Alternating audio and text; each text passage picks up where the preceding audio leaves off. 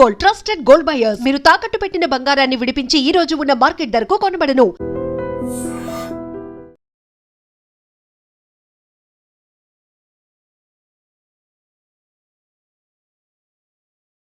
Hi నమస్తే, welcome to iDream media. నేను మీ రొద్దం శ్రీనివాస్. ఇవాళ జాతీయంగా అంతర్జాతీయంగా చాలా పరిణామాలు జరిగాయి ముఖ్యంగా ఈ 4-5 రోజులుగా. అందులో ముఖ్యంగా మనం ఎలా అంటే అమెరికాకు భారత్కు చాలా విడదీయరాని సంబంధం ఉంది, రాజకీయంగా, సామాజికంగా, వృత్తిపరంగా. సో అలాంటి దాంట్లో అక్కడ ఒక H1B వీసాలది చాలా అసలు ట్రిగ్గర్ అవుతుంది చాలామంది భారతీయులు, ముఖ్యంగా సాఫ్ట్వేర్ ఇంజనీర్లకి. దానికి సంబంధించి ట్రంప్ రకరకాల నిబంధనలు, ఆంక్షలు అమలు చేయాలని ప్రయత్నం చేశాడు. ఆ ప్రయత్నంలో భాగంగా ఆయన చాలా ఆంక్షలు విధించాడు. వాటన్నిటినీ మొన్న అమెరికా ఫెడరల్ కోర్టు కొట్టివేయడం జరిగింది. ఏదైతే $1,00,000 ఫీజును కూడా, ప్రతిపాదనను కూడా కోర్టు కొట్టివేసింది. ఇలాంటి అనేక విషయాలను మనతో మాట్లాడడానికి ప్రముఖ geo political analyst Mandadi Krishna Reddy గారు ఉన్నారు. నమస్తే కృష్ణారెడ్డి. నమస్తే అండి.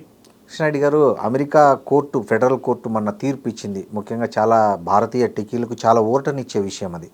ఏదైతే $1,00,000 ఫీజును H1B వీసాల విషయంలో అది సో ఇది ఎట్లా ఉపయోగపడుతుంది భారతదేశంలో ముఖ్యంగా అమెరికాకి వెళ్ళాలని కలలు కంటున్న చాలామంది ఇండియన్లు, ముఖ్యంగా మన తెలుగు టెకీలకు ఈ తీర్పు అనేది ఎలా భరోసాని ఇస్తుంది అంటారు? అమెరికన్ ప్రెసిడెంట్ ట్రంప్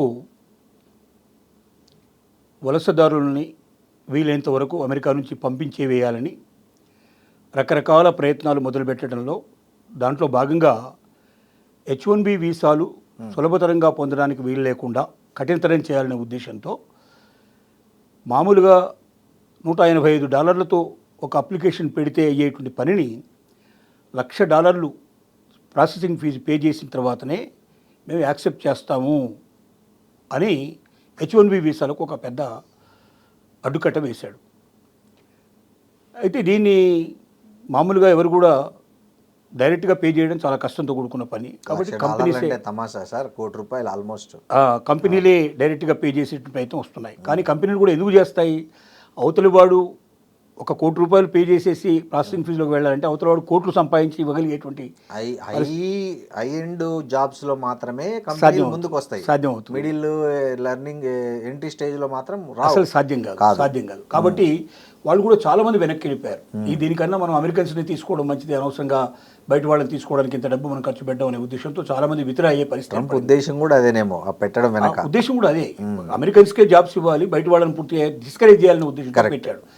సరే, దీనిలో కాంగ్రెస్ లోపల దీన్ని బిల్లును ప్రవేశపెట్టడం జరిగింది. ఒక సభలో ఇది ఓడిపోయింది. ఇంకొక సభకి వెళ్ళాలి, మళ్ళీ మొదటి సభ కూడా తీసుకురావడానికి వాళ్ళకు ప్రయత్నాలు చేస్తూ ఉన్నారు. అది అక్కడ ఆగిపోయి ఉంది.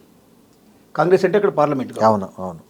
తర్వాత బోస్టన్ అనే స్టేట్ లోపల అక్కడున్న ఫెడరల్ కోర్టు మొన్న తీర్పు ఇచ్చింది.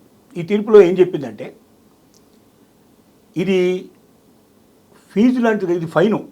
అంటే ఒక రకంగా ఫైన్ వసూలు చేసే ప్రయత్నం చేస్తున్నారు. ఒక రకంగా మీరు వాళ్ళ దగ్గర సుంకాలు వసూలు చేసే ప్రయత్నం చేస్తూ ఉన్నారు. మీరు ఇట్లా సుంకాలు, ట్యాక్సెస్కి ఇట్లా వసూలు చేయాలంటే ఖచ్చితంగా కాంగ్రెస్ ఒప్పుకుంటే తప్ప, 2 సభల్లో నెగ్గి టోటల్గా బిల్ పాస్ అయితే తప్ప ఇది సాధ్యం కాదు.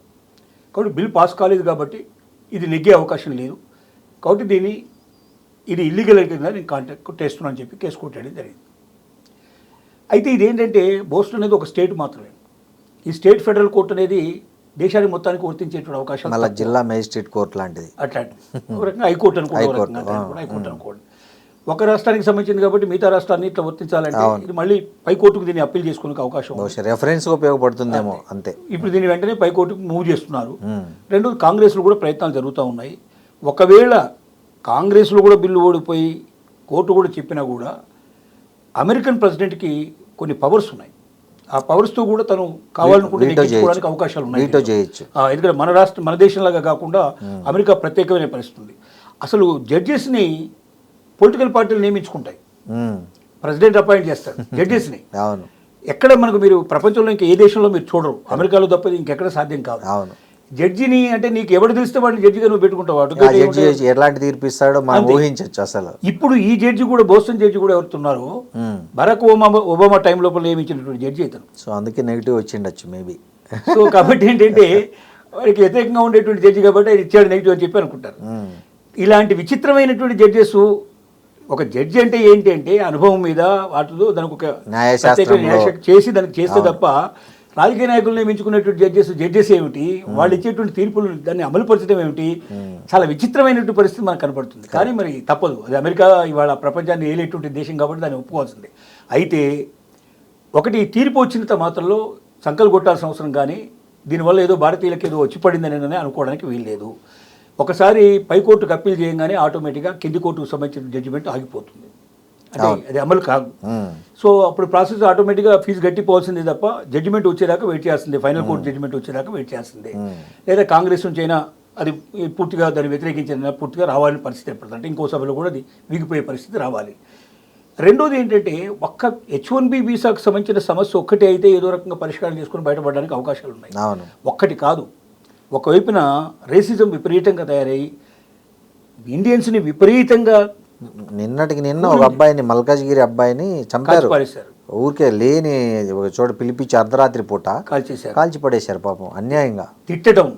తిట్టడం అసహించుకోవడం, అవును, వీళ్ళకి మన జెండాలు చింపేయడం, కాల్చేయడం, రకరకాలు జరుగుతున్నాయి. ముఖ్యంగా ఇండియన్స్ అని క్లియర్ చెప్పేస్తున్నారు వాళ్ళు. ప్రపంచంలో ఇన్ని దేశాల్లో చైనీస్ మన ఇండియన్స్ కన్నా ఎక్కువ ఉన్నారు అక్కడ అమెరికా లోపల. వాళ్ళది ఫస్ట్, మనది సెకండ్. కానీ వాళ్ళ మీద మళ్ళీ ఏ రకమైనటువంటి లేదు, ఎందుకంటారు? ఎందుకంటే they are silent people. Okay, ఇప్పుడు మన వాళ్ళు సైలెంట్గా ఉండరు. ఎక్కడికి పోయినా సరే ఒక ఇంటికి 2-3 సంఘాలు పెట్టేస్తారు. తెలుగు సంఘాలు ఒకప్పుడు ఓన్లీ తానా అని Telugu association of north America అని ఉండేది.